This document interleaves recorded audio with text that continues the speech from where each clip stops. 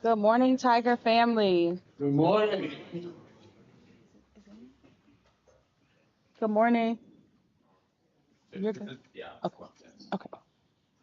All right. Good morning. I welcome everyone to this special occasion on this morning. I would like to take the time to welcome our First Lady, our Board of Trustees, the President's Cabinet, our Edward Waters football staff, and of course, our football student athletes. Thank you for joining us this morning for this special occasion. I would like to bring up our President and CEO, Dr. A. Zachary Faison, to open up today's press conference.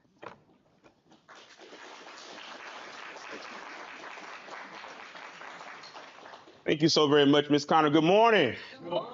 Come on, you all can do better than that. Good morning. Good morning. It is a distinct pleasure to be here on this morning for this very, very important announcement. Many of you all know that Edward Waters University for the past few years really has been experiencing a lot of great transformation. This is truly an institution that is on the rise. Most notably, you all know we transitioned from college to university back in 2021 as a part of the vision that we as a community set for our institution. We also wanted to ascend in our athletics program. Many folks know that we've been unabashed about the fact that we believe that athletics is often the proverbial front door to our institution. And certainly all of our programs have been a part of that ascendancy. Last summer, around this same time, we transitioned from an NAIA institution to now members of the NCAA at the Division II level. And we're very proud of that distinction as the only HBCU in this state that holds NCAA Division II membership. And so, again, it's been a time of real transformation. And of course, it's no secret that we are in football country in Florida, right? They decades. We had a hiatus for about 30 some odd years, and we brought football back to the institution back in 2001. And certainly under the leadership of folks that preceded me, we've seen our program grow. And over the past 7 years that I've been blessed to be president here, we've continued that growth in terms of our program. And we've had great leaders and great folks that helped to lay the foundation for where we are today as an institution. And so this past summer, we had a transition, and many of you all know that we had in place an individual who stepped right on up to the plate.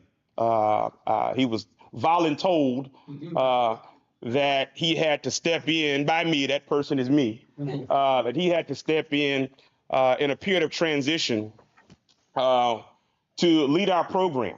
And we had a conversation and he stepped right on up. And some of I see our student athletes are here. They often see me. I come in the afternoons, in the evening sometime after a hard day of work. One of the things that kind of calms me is I come and just watch our teams practice. Sometimes I get out to women's basketball. Sometimes I get out to football. And I was able to really witness the assiduous way in which Coach Jenkins and this staff have transformed our program in a very short amount of time. I've often needed someone and desired someone that matched my passion. A lot of folks around the institution on my cabinet, they say, man, he's a passionate guy, right? It may come off a little rough, but it's just because he's passionate about what he's doing. And I've been searching for someone that would share that same passion. He may get tough on you. He may gonna get into you, but it's because he loves you and he's passionate about seeing us successful.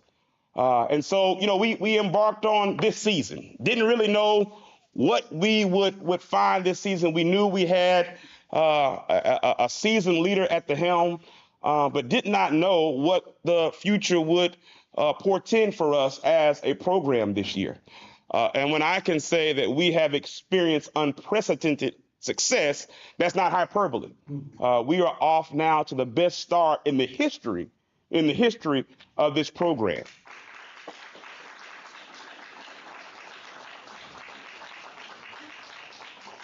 While certainly our season is nowhere near over, right? Nowhere near over. It is not lost on me that a 3-0 start, I think it's our first 3-0 start in over 50 years, to defeat a nationally ranked team in our inaugural Unity Classic. But more than that, again, it's what I have observed in terms of the level of leadership, the level of organization, and just the level of excellence in which I have seen this program over the past 6 to 8 weeks. And so when we came off the field on Saturday evening, I mentioned to our acting vice president, Ms. Connor, I said, Ms. Connor, I need to see Coach Jenkins on Monday, because it was very apparent to me that we had the right person to lead this program on a permanent basis going forward. And so what I'm pleased to share is that after some negotiations and some discussions, I am pleased to announce that Coach Jenkins has accepted the permanent role as head football coach here at Edward Waters University.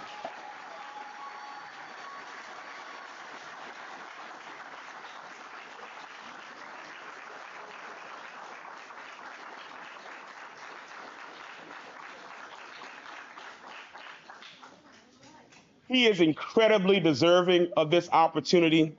You all know his resume. But the thing that resonated the most with me, he and I met on Monday for a few hours. And what really resonated to me is he said, I'm not the same man that I was 10 years ago. And that may sound a little odd because we know 10 or 15 years ago of his unprecedented success, right? Winning multiple MEAC championships at the Division I level, right? And all the success that he has. But what he said to me now is that I value it even more. See, I want for our young people to understand that in life, you're going to have highs, you're going to have lows. And sometimes when you have those lows, you really find out who's with you. Mm-hmm. Everybody comes around when you're on the high. Everybody wants a piece of you when everything is going right. Mm-hmm. But inevitably, when things go wrong, you really find out who's with you. And so I know Coach Jenkins has a different perspective. He's bringing now a wealth of wisdom gained, not just in the successes, but in also the failures. And it takes both of those to really craft the kind and caliber of leader that you want that's leading young men. And so, again, I am absolutely ecstatic, not for just what I know Coach Jenkins is going to bring on the field, but off the field in terms of the development of men. Of making sure that you're taught the lessons that you'll need in life. We were talking about the fact that he doesn't play about getting up at 5 or 6 o'clock in the morning. Why? Because when you graduate from here and you become a father or a husband, you're going to have to get your butt out of the bed and go to work and be on time because you got a responsibility to your families and to your communities. And so, again, that's just the kind of leadership that I know that he will bring. All of those things are incredibly important, but he also knows that he's in what's called the winning business, right? When you choose a vocation to become a football coach, particularly at this level, you got to do what? You got to win ball games. And he understands that, he accepts that, and we're excited again for championships. Championships. We're very, very clear that our goal here is not to just have a winning program. Our goal here is to win championships. And sometimes you've got to have someone at the helm that's been there before. He's been there. He knows what it takes to get there, and he's going to inevitably bring Edward Waters University football championship. So with that, let's stand on our feet and welcome our new head permanent football coach here at Edward Waters University, Coach Brian Gibson. Coach Brian Gibson.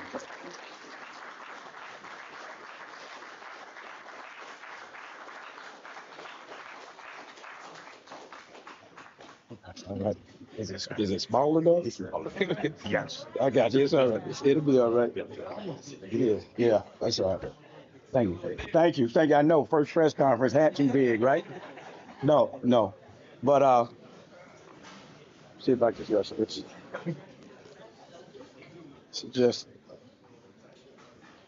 let's see. I know this will be a joke from Miss Smith and Miss Connors later. Trust me. Okay, there it is. All right. First of all, I'm trying to keep from crying because I am a water bag. And my daughter told me, don't you get up there crying. But if I'm crying, it's because it's tears of joy. Yeah. I'm truly honored to be in this position. I thank the big God first because he has surely showed me renewedness and reset. And that's something that I'm walking in right now. And I'm so appreciative of it. I'm appreciative of Dr. Faison giving me this opportunity. We've met several times. And the impressive thing is we've talked as brothers and as men. And that's one thing that I've grown to respect him for, his transparency, directness, and just realness. And in those talks, I was able to understand him better. And he's right. We're similar in a lot of ways. We're passionate about any job that we are assigned to. And so I definitely understand him more. And coming out of those talks, I was so thankful that I have the opportunity to be blessed to sit and talk with a gentleman like him and learn. And that's something that's special to me. I'd like to thank Miss Ashley, who over the last couple of days, we have been back and forth on the phone fighting. I don't answer my phone, then I get an email, answer your phone. And but I tell you what, she has done a phenomenal job getting me to understand the why. The negotiations were never about finances. Never, because I'm a team player. And it was about the why. And that was a big thing. In these negotiations, the thing that impressed me the most is that there was a major thought process from Dr. Faison when it came to my family. And that meant the world to me. It went the world to me. And I'm so appreciative of that. I'm very thankful and grateful for the men that God has sent to me to do this job. I could not do it without any of them. Day in and day out, these men commit to this program, which means they're spending more time with these young men than they're spending with their families. And I will forever be grateful to these men that I work with every day because they give me their all, even when it gets tough. And sometimes I'm difficult because I'm so demanding and I'm passionate about first-class service. I'm passionate about first-class brand. When it comes to us, I'm passionate about first class. And God has sent me a group of men who feel the same. And I am so thankful to each and every one of you all. I want you guys to know that. I'm very thankful to my players. I love them so much. Every day they come and give their all. Rain, sleet, heat, they give their all. And I'm so appreciative to the effort that they give. It's not easy going out there and running up and down the field, and coaches are on your back or in your ear, and they're just demanding more and more. But these guys have not retreated one bit. They show up every day ready, ready. This program is being elevated truly off of their hard work, their commitment. And I want that to be known. Me and the coaches, we have the easy part. We direct, but these guys are the guys that grind every day.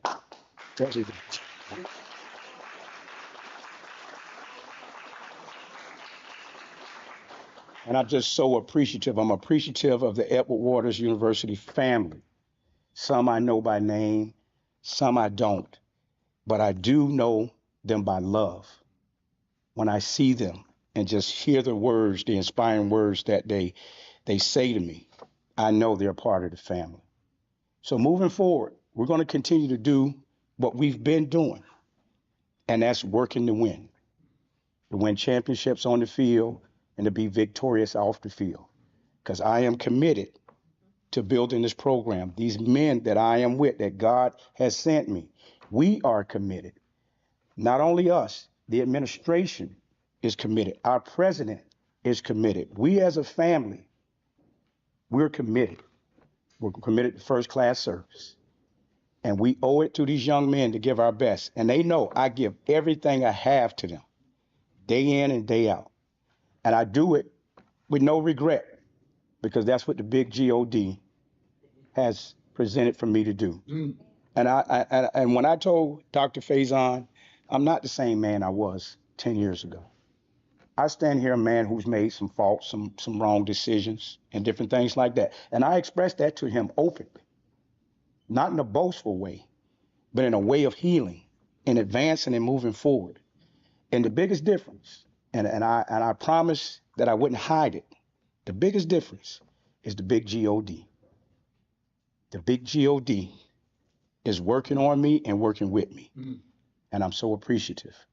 And this time around, I'm going to stay with them. Like my mama always said, and I always tell the players, don't ever give up the faith. Always keep the faith.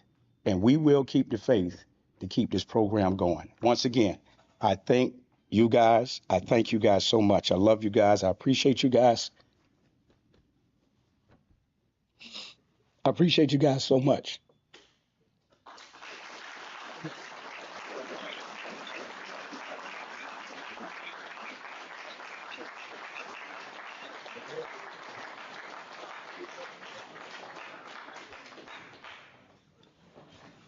Thank you so very much, Coach Jenkins. Last thing I want to say is I want to also acknowledge, Coach Jenkins acknowledged it, but I want to acknowledge the tremendous work of Miss Ashley Connor, our acting vice president. The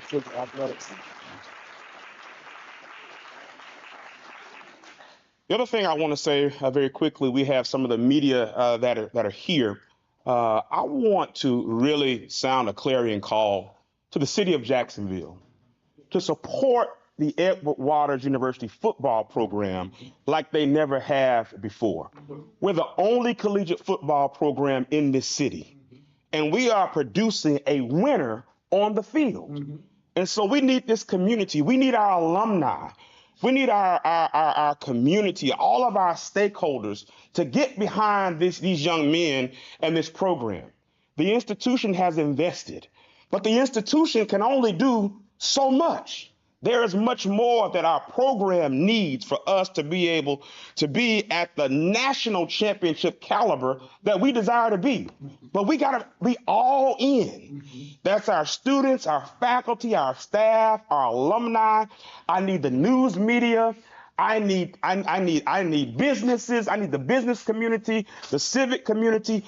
Everyone has got to galvanize behind this program. We are producing a winner that not only Edward Waters can be proud of, but the entire city of Jacksonville and the First Coast should be proud of. We need your support.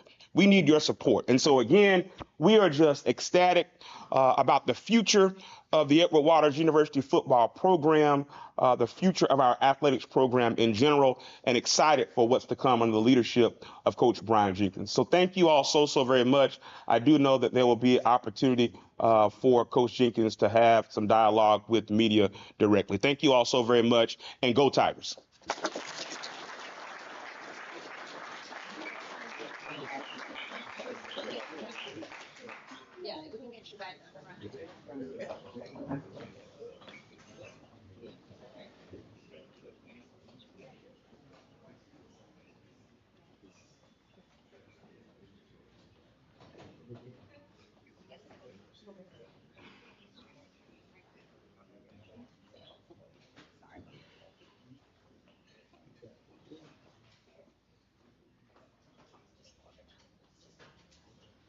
That concludes our press conference.